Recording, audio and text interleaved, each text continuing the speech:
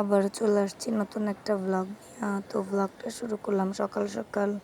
এই তো আমাদের জন্য নাস্তা বানিয়ে নিতেছি। তো আজকে রুটির সাথে এবার ডিম ভাজা করে নিছি। তারপরে এই তো আমার ছেলেকে স্কুলে নিয়ে যেতেছি, আজকে থেকে আবার ওর স্কুল খুলে গেছে। তারপরে তো দুপুরের জন্য রান্নাটা বসাই দিলাম, ওর স্কুলে দিয়ে আসার পরে রান্নাটা বসাইছি। তারপর আবার আমার ছেলেরা নিয়ে আসার জন্য সময় হয়ে গেছিলো, এই যে আমার মেয়ের সাথে করে নিয়ে যেতেছি।